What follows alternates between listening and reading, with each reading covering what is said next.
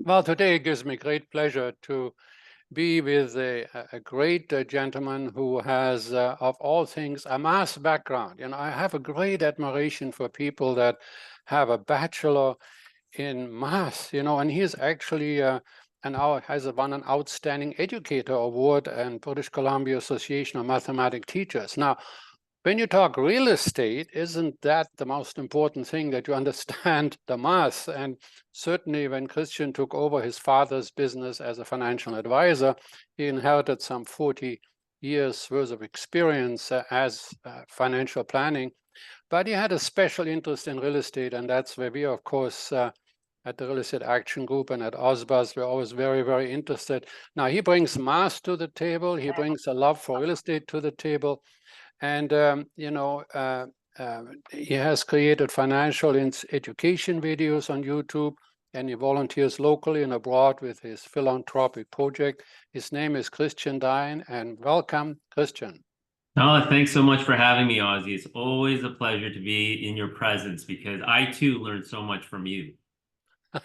Well, thank you so much. Well, as a financial advisor, why do you believe average people who invest in real estate will always outperform those who primarily invest only in the stock market? Yeah, that's a great question. For many of your listeners, probably many of them have already agreed with this. They realize that they invested in the stock market, maybe in their TFSAs and RSPs, but they've also invested in properties themselves. 5, 10 years later, they realize that their real estate is worth significantly more than their stock portfolio. But in the book, which we'll talk about later, that I wrote, I kind of highlight it as the 5-to-1 rule, and many people may have seen this before. And that rule is basically, if you're putting 20% down payment on a property, and that property goes up by 10%, your money has actually gone up by 50%. So that's the 5-to-1 rule. So really quickly, that's one reason why, and that's of course leverage, because you're able to leverage against it. 30 years later, 30-year amortization, you own the whole property. In year one, you own 20% of it. Year 30, you own the whole thing. And it kept growing and growing and growing. And of course, real estate, in Canada, will grow, depending on the market, somewhere between probably 4 to 9% annually. If you're in a high growth area like Vancouver, Toronto, my numbers in the book showed, hovering around 8 to 9% is our annual growth rate. But just if you use Canada as a cross section, we're still around 4 to 6%. So I feel that real estate investors, for the average Canadian, will always perform stock investors for the average Canadian. They don't have this form of control. For the do-it-yourselfers, yeah, I'll invest in the S&P 500. Yeah, I'll invest in Apple. Well, you don't have much control over what Apple does or what the S&P does. I buy a piece of real estate. I could add value to it. I could analyze it. I could leverage against it. I could negotiate on it. No question. The whole question of leverage usually is forgotten by anyone that makes a direct comparison. People say, well, I can put $200,000 in the stock market and I can get margin. You can never get the margin that you have in real estate. If I invest into $1 million property with 200,000 down, and if in the stock market I invested 200,000, the stocks go up 10%, I make, $2,000 or $20,000. But if I buy $1 million piece of property and it goes up 10%, I make 100% on your money. So no question about it. But so what mistakes do the average Canadians make if they're sort of on their own without guidance? Yeah, that's a great question because usually the do-it-yourselfers, the people who want to do everything on their own, I think they're leaving too many opportunities on the table because there's too much lack of information that they have. Like somebody who says, well, Christian, I've done it on my own and I built a multi-million-dollar portfolio in real estate. Well, the only thing is that it could even have been greater, or maybe some of the mistakes you made could have been avoided. And that might be, someone who's investing for 10 or 20 years. But let's fast forward to when they're in retirement. Let's fast forward to when they pass away. Have they done the traditional financial planning that's needed? They might have, a 20, 30% capital gains tax bill waiting for them with that because of the lack of planning, because they did it on their own and they were so busy just buying, they didn't realize, oh, I thought my accountant would do the tax planning. Did they set up a trust? Did they set up an operating company? Was there a way to have leveraged it? Maybe they could have done even more. I just find it's the same argument when I hear a physician who doesn't have a family doctor themselves. They said, well, I'm a physician. Why would I need a family doctor? The smart ones actually have one, because what does a family doctor do? They're going to do an annual checkup on your blood pressure. They're going to do an annual checkup on your, but for physicians, like, well, I know what I'm doing. He says, when was the last time you checked out yourself? He says, well, never. I feel fine. The same thing with a real estate investor. Sure. They're just buying real estate, buying real estate. And then do they take a pause and they look and says, you know what? I am pretty concentrated in one area. I'm doing well in that one area, or I do all of my mortgages variable. It's always worked for me. I did all my mortgages variable. Well, you know, if I have clients, they did every single mortgage variable. They bought 6 properties within 2 years, and right now they are drowning. All underwater. Yeah. They're all underwater, you know, and when I'm looking at it as an advisor, I'm sort of pointing out the dangers. I'm pointing out, you know, the things that they're not seeing. So I, like anything else, if you try to do everything on your own, you're going to be stepping over dollars to pick up pennies once in a while. You're going to be missing an opportunity you didn't see, or a strategy you didn't see. I always say, you know, we should all have a financial advisor. In the same way we should all have an accountant, in the same way we should all have a mechanic, in the same way we should all have a doctor. But Sure. finding the right one is the trick. Well, and so too, even Tony Robbins says, every basketball player has a coach. Everybody that's of any kind of successful, and he says, you wouldn't believe who I coach. That's Tony Robbins said, people pay me $20,000 a month for one phone call. Their whole idea is that you need an outside opinion, somebody that's impartial, that understands your own circumstances, your financial circumstances, and your goals. So no question about it. So, are you encouraging clients to buy real estate in this interest rate environment then? You know, the quick answer is, when is the best time to buy real estate? And the answer is always ongoing. The trick is where and the what. So if you were to say, and this is something that I get, they said 2023 was a terrible time to buy real estate. The interest rates are too high. There were no deals out there. The price had not come down well enough. Well, are you saying not one single person who bought investment real estate in 2023 is going to make money in the future? Of course not. But it was finding the right one. In certain environments, it's harder to find the right property or the right real estate. But, you know, that quote by Winston Churchill, never let a good crisis go to waste. You know, in 2020, when COVID hit, terrible time to buy real estate, terrible time. Absolutely not. It was a wonderful time, because people were scared. They were trying to get rid of things. They couldn't afford things. They couldn't rent things out. So things were at a discount. Now, when the markets were high, you know, oh, it's a terrible time to buy real estate. Things are too expensive. I've been hearing that story in Vancouver in 2011, in 2014, in 2016, in 20. It's too expensive. It's too expensive. I think when it comes down a little bit, then I'll buy it. You'll be waiting on the sidelines forever.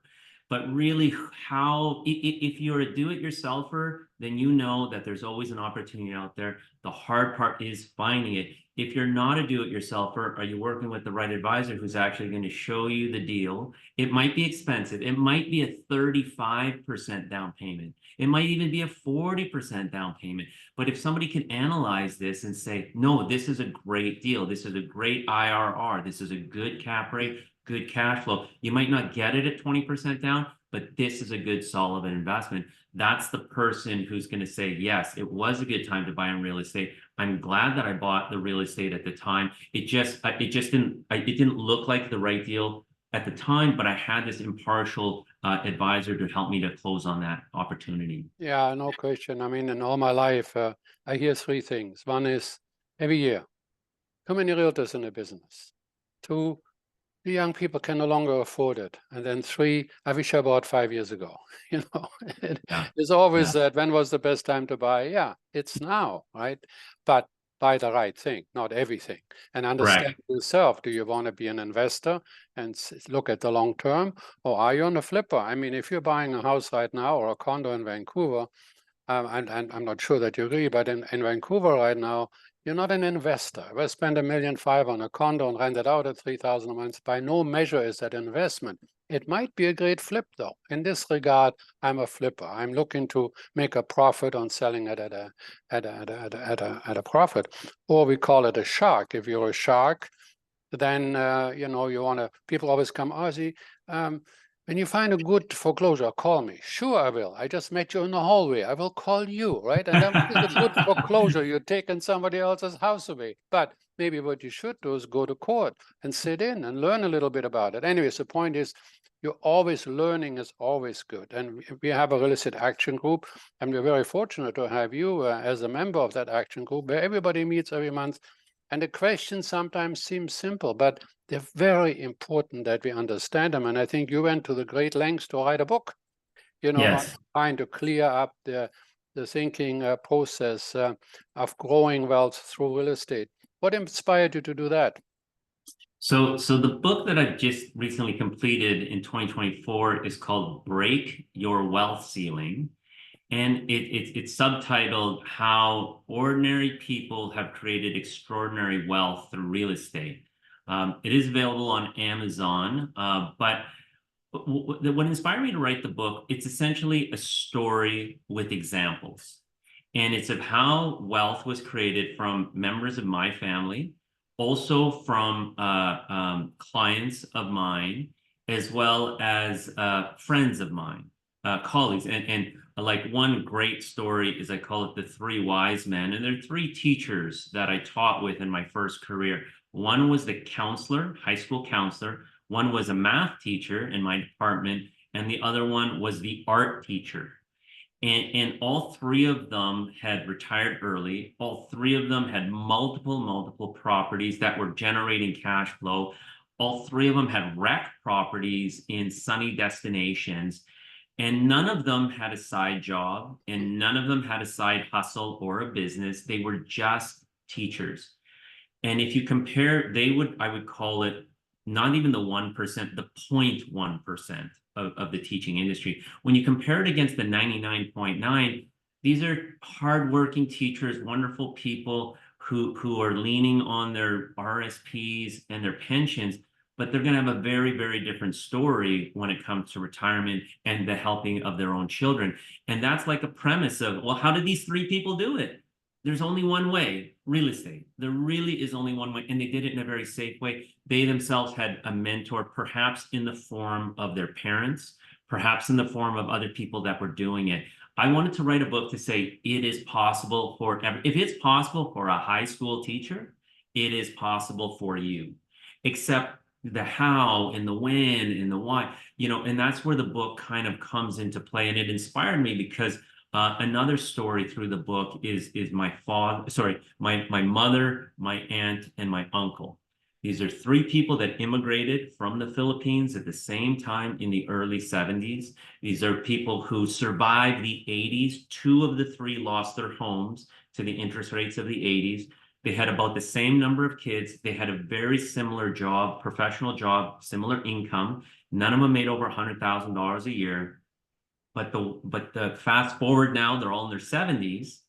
One of them has over $10,000 a month in rental cash flow coming in. That same one has set up their kids and their grandkids with education, fully paid, and housing in the form of a down payment or fully paid for some of them. That is the Canadian dream. That is like, I want a better life for my family. I want to come here. I want prosperity. I want to set people up. Those children and grandchildren are at such an advantage. They no longer have to figure out their student loans because they don't have any. They no longer have to figure out, how am I going to afford a home and down payment? They have a down payment and can afford it.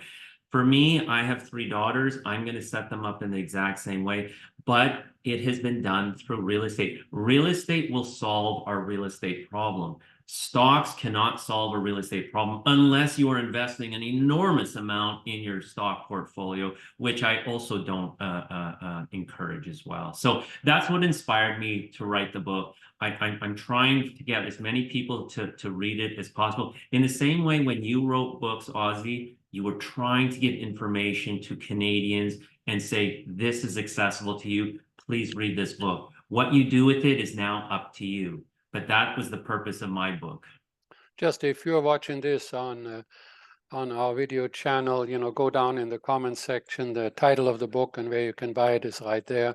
And if you're listening to the podcast, just send me an email, oz@jurock.com, and I'll put you together, because this is so important that we get good advice.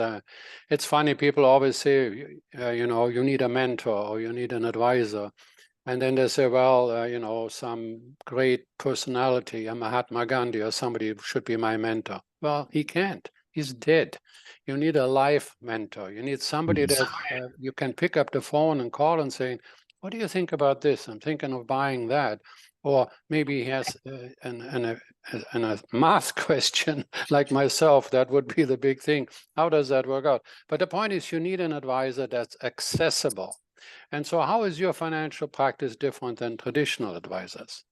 Yeah, like first and foremost, a traditional financial planning practice will invest your money, and there's something called an MER, which they will probably be compensated from it.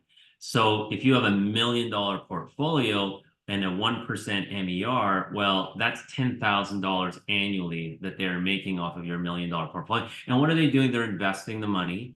They're probably doing a good job with it. Otherwise, you'd leave them and go with someone else. And they're growing that money. And I want to say somewhere between 6 to 8%. That they should be, or they should be getting you at least 6 to 8% if they're taking a 1%. But many people, if you wanted more than that, or you wanted to branch outside of just the equity markets, well, what opportunities do you have? So my practice is different. Is first and foremost, no one has to invest any money with me. They don't have to turn over their RSPs or TFSAs if they have any. They don't have to invest, $1 million portfolio with me, because I'm a fee for service.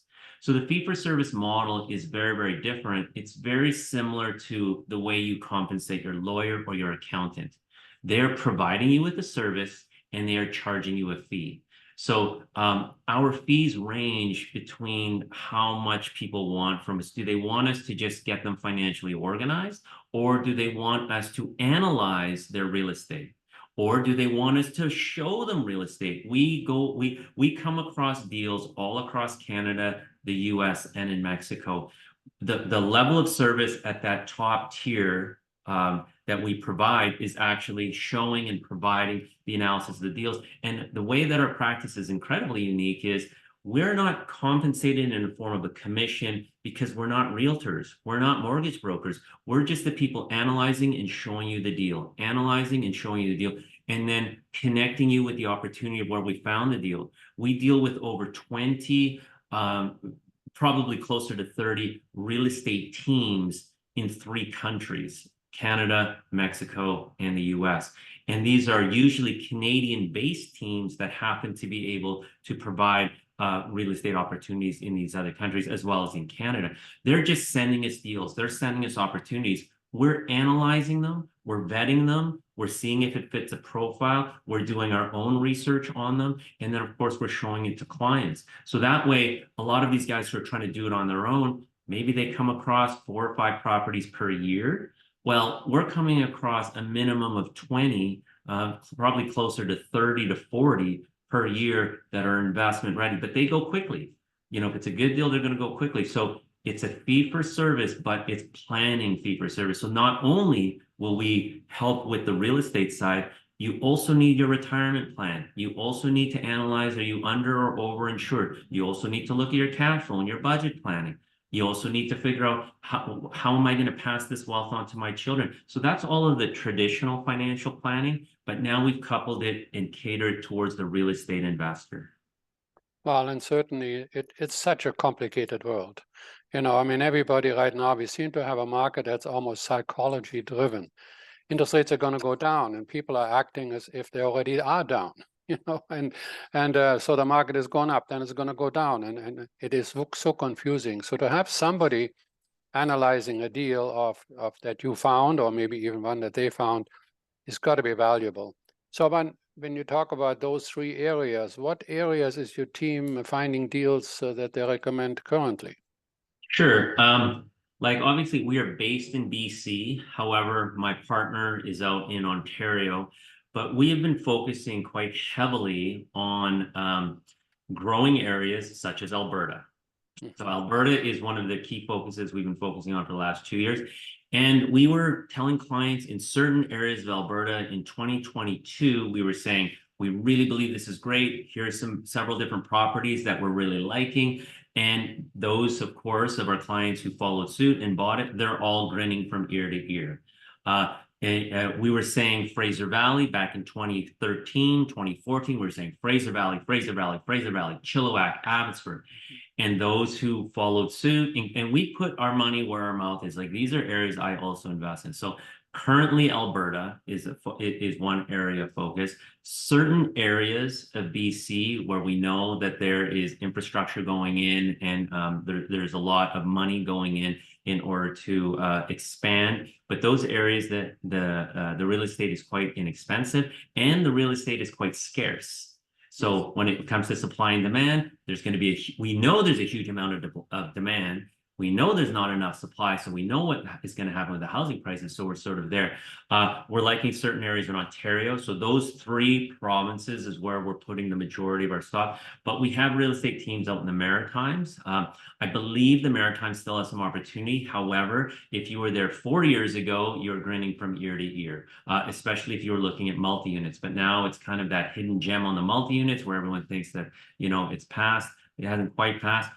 In the US, especially in areas where the Airbnb laws are not there, there's some great opportunities. We're looking at Arizona. We're looking at Nevada. I personally own in Nevada.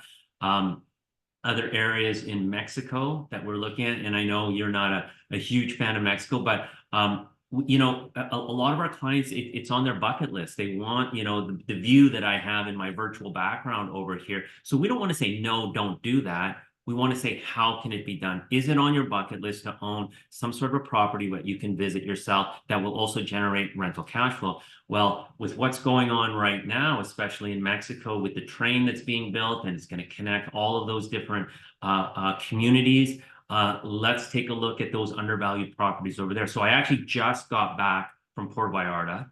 I was in Cabo San Lucas a couple of months ago. I'll be going out to Tulum in the near future, in the next couple of months. So I have the greatest job ever. I get to look at real estate. I get to analyze, and I'm a math guy. So me doing math, I'm grinning from ear to ear when I get to do math, and my team gets to do math. So imagine doing the math in a location where there's some exciting real estate going on, and then I get to show this to clients, and my clients are compensating me for this. Like we're talking, I'm living the dream myself, because I've always loved real estate. I love helping other people. I love helping other people build wealth. And I really like to do this for the average Canadian. It's great to work with, and we have clients like this with multi-million dollars of portfolio. So I'm helping rich people get even richer. No one is going to cry or shed a tear for these guys over here. But I like it when I can help an average Canadian grow extraordinary wealth by giving them some new ideas, even if they do it on their own. I'm happy, because I want them to realize that the problem is getting worse. You think that housing is unaffordable now? Wait one more generation. Wait till your kids try to buy a home, let's say in Vancouver or Toronto, and you want to be closer to your grandkids. Are you willing to give $1 million of your RSPs in order for them to stay in the same neighborhood as you? Most average Canadians won't even be able to do that. And if they are able to do that, they really shouldn't do that. But that's what we're seeing now. And I want to start to tackle the problems much quicker. We can't do anything about real estate and how much it's going to grow, and it's going to grow. But what we can do is start to implement things in our own financial lives to start tackling the problems that we know are coming. So a new client profile, what does that look like? I guess there's kind of two tiers. I do have a team of people that work with a lot of younger clients who are just starting out. And that's their field of expertise. They want to grow the wealth. They want to do very traditional financial planning, and they want to keep the fees low because we want to grow wealth. We don't want to just cater to those with $1 million of portfolios. So our typical client right now are looking at sort of younger people with a little bit of real estate that want to grow more of it, or they're shifting their ideas beside, you know what, I do contribute, 20% of my income towards my RSPs and TFSAs. Maybe I should be doing more real estate, but I don't know how. I don't know what that looks like. So we want to work with those younger clients as well, who are starting out or who are starting to build wealth. But then, of course, we do have, our top tier clients, those people who have already invested in real estate.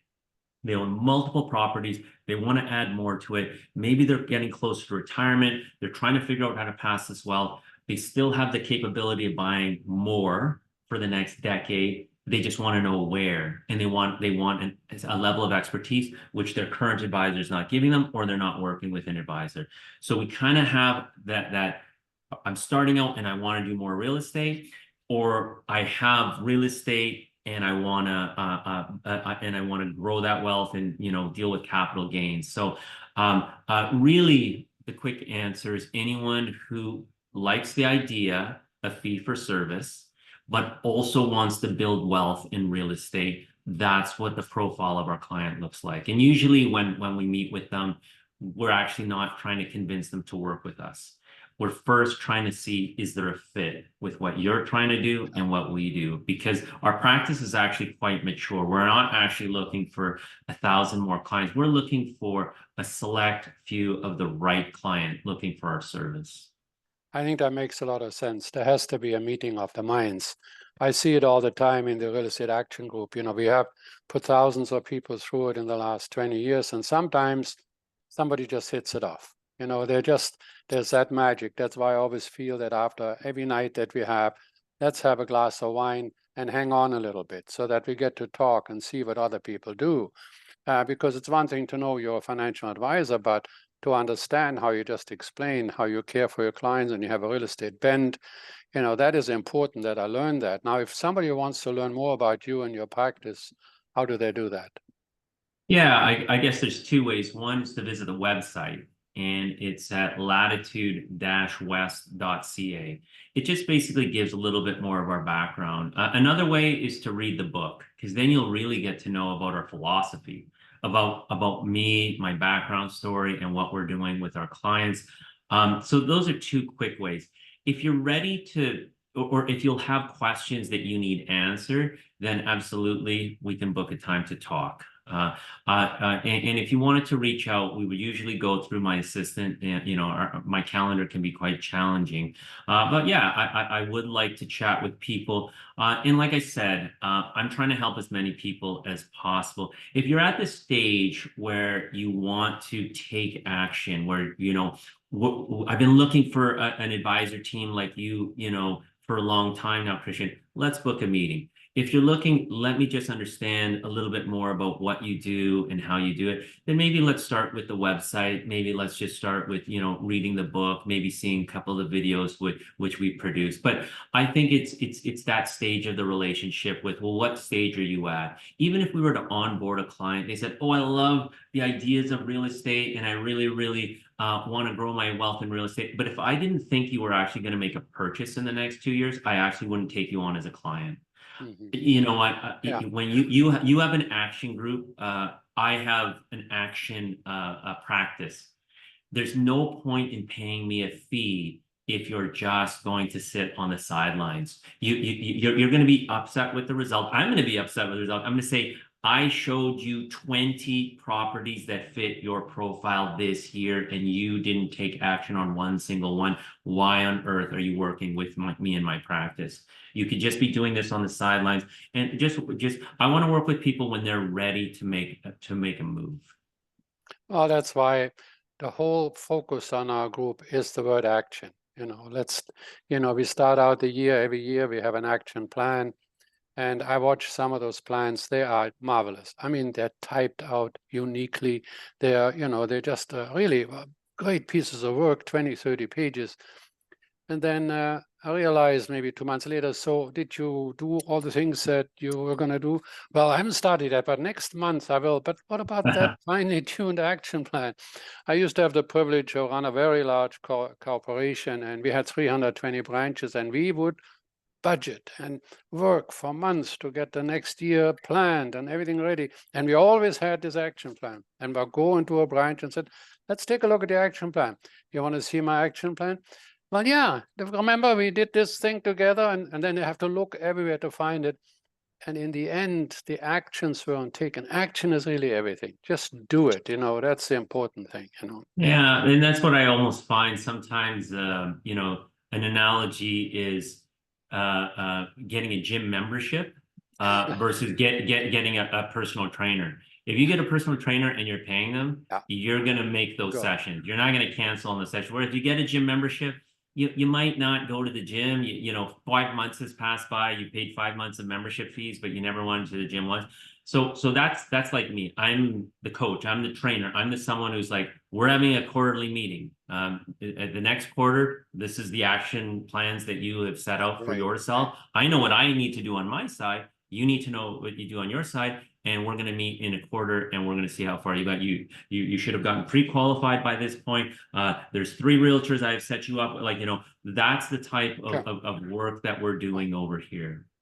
No question about it. In fact, we ran our whole company on 3 words: commit, perform, measure. That is, commit yourself to a course of action. You don't want to commit yourself, that's fine. But don't fool yourself that you're actually going to grow into a certain direction that you want to.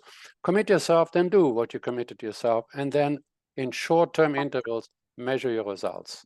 And if I do it monthly and I see, well, a lot of things didn't work, okay, stop doing them. Though these things really worked, we'll do more of them. But it's a process. Now, we talked about young people, and maybe as a final thing, what advice would you give a young person that starts out now to build financial wealth?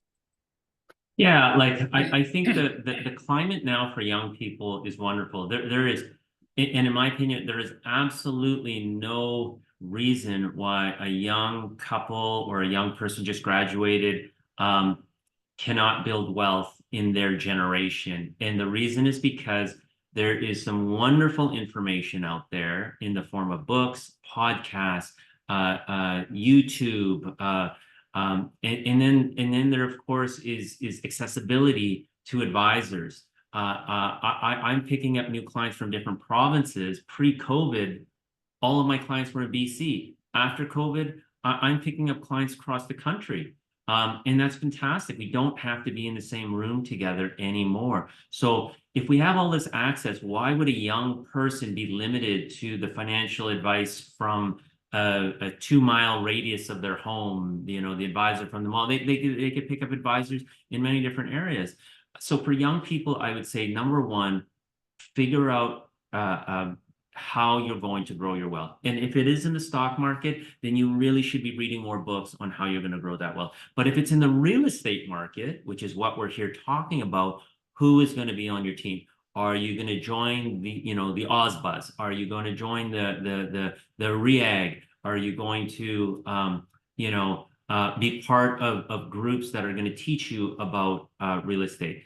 Now, am I going to, who's the right advisor to work with if I am going to choose an advisor? So I would start putting those pieces together if I was younger. And if you said, Christian, I'm almost starting from zero, well, read some financial planning books on how to save up enough for, let's call it a down payment.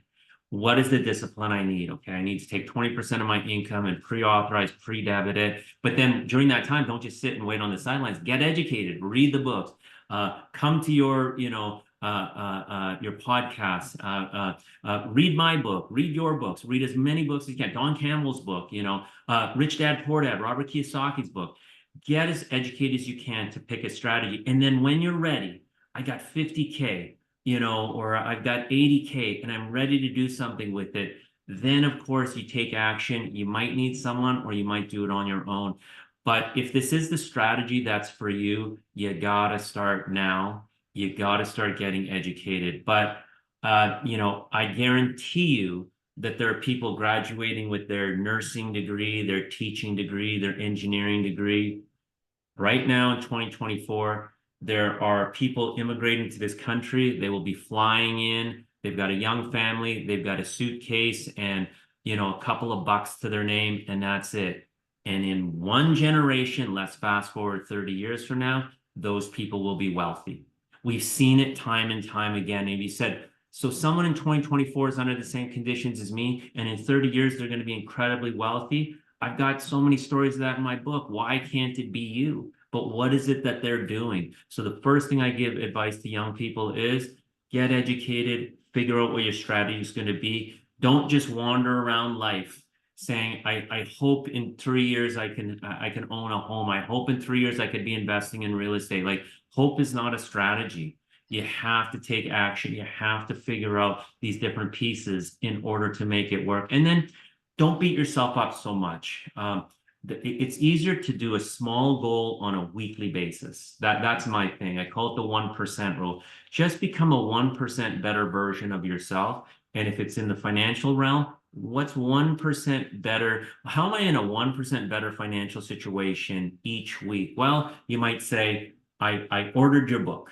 I ordered Ozzie's book. I subscribed to this newsletter. Great, you're 1% better than you were before. I read a chapter out of it. I went to the bank and I pre-authorized 10% of my income to save up for something. I don't know what yet, but I saved up for something. That's 1% better. And I believe in the 1% rule because I'm a math guy. If you have an investment that is 1% better on a weekly basis, where will you be in 30 years right now? You'll actually be a billionaire, to be honest. The math compounds so quickly. But if we just say, if I'm a 1% better financial version of myself, you will be at the top tier of all of your peers. And that's exactly what happened with the story of the three wise men who were high school teachers. They were at the top 0.1% of all their peers within one career of being a teacher, because they slowly did something consistently, which was look at real estate, invest in real estate. And then, of course, they also made money in the stock market. But in essence, I do think that young people have this amazing opportunity because of the information, because of technology. And, it won't be from a lack of opportunity why they don't become wealthy.